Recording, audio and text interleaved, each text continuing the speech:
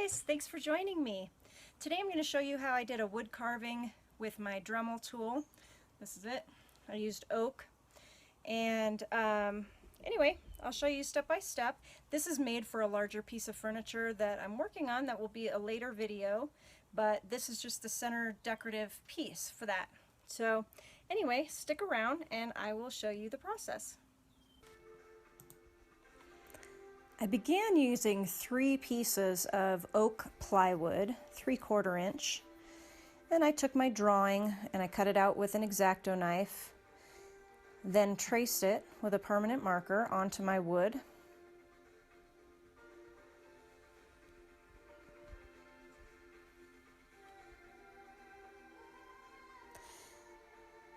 If you have a drawing that has areas that overlap, remember to mark those on your drawing so that you don't forget about that when it comes time to carve.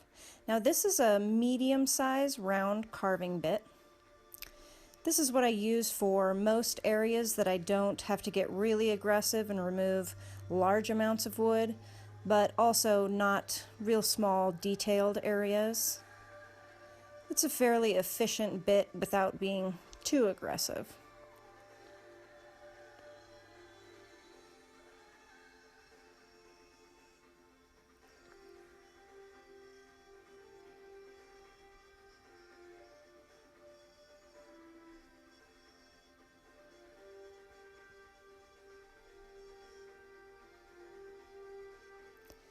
Now the next bit I'm using is a very aggressive high-speed cutting bit, and this is definitely not for detail areas. I steer clear of my lines when I'm using this bit.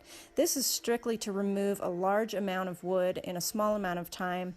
Next to a router, this is probably the next best thing.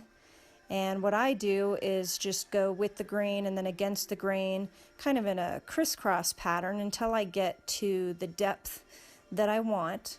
Now this does leave your surface very rough, so you'll have to smooth it out quite a bit, which I did.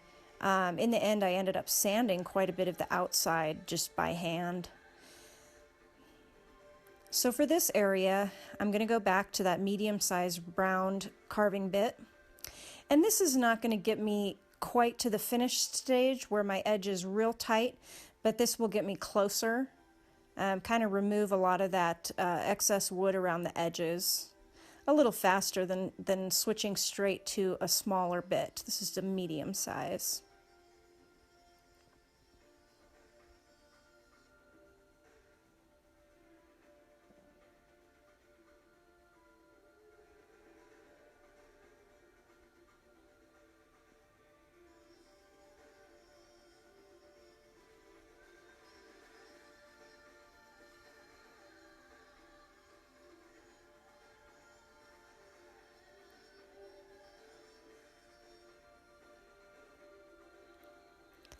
Now this is the a very small round carving bit that I use to clean up those edges and really get into the detailed areas.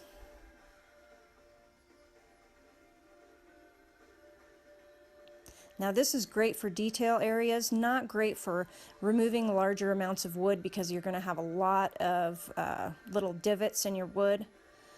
So I only use this really around the edges.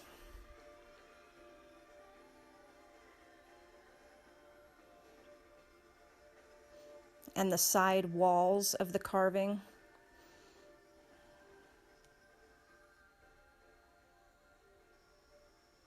And this is that same bit I'm using to shape the leaves.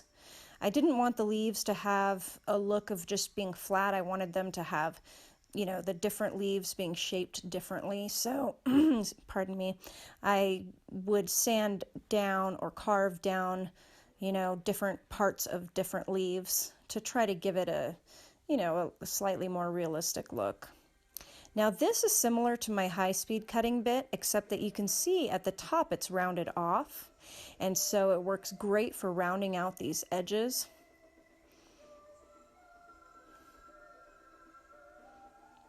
Because with this one I chose to round off the edges instead of having them be really straight I just wanted it to have a smoother, softer feel to it.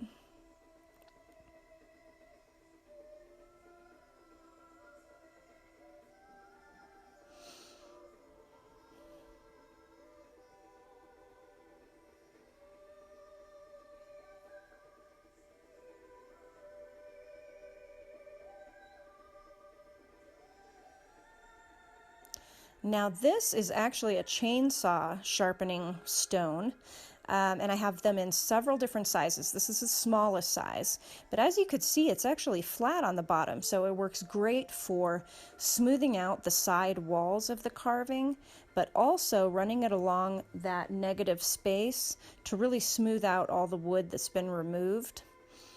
And I have those in kind of a small, medium, and large. The one I'm using here is a small, but they come in really handy. They're pretty much disposable though. Once you start sanding with it, you'll go through it pretty quick and you'll have to change your bits out fairly often. Now this I got from the same set, but it's got the pointy tip to it. And this is a medium size. This is not the smallest bit that comes in that set, but it is good for doing the initial kind of smoothing of any corners and edges that I couldn't get with that larger bit. I'll go in with this bit and start that. And just basically get anything that I can with this size before moving to the smaller ones.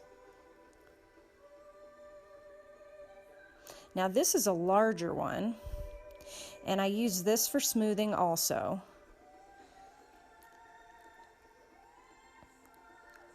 So I'm just smoothing out the leaves that I had shaped.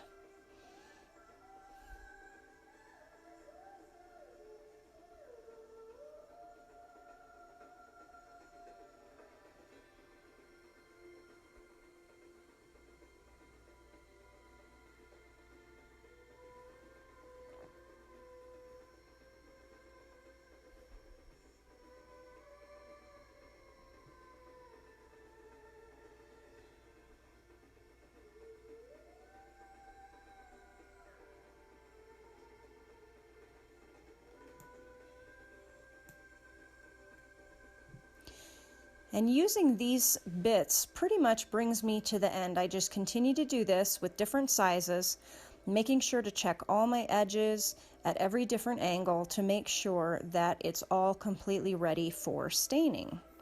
And then I stained this and followed that with a black furniture wax. And that brings us to our finished product.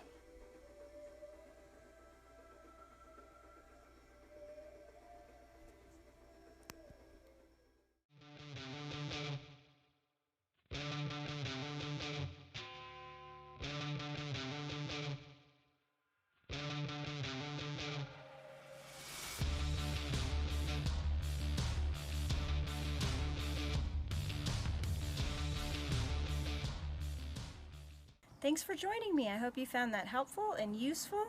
Please hit like and share, and don't forget to subscribe. I'll see you next time.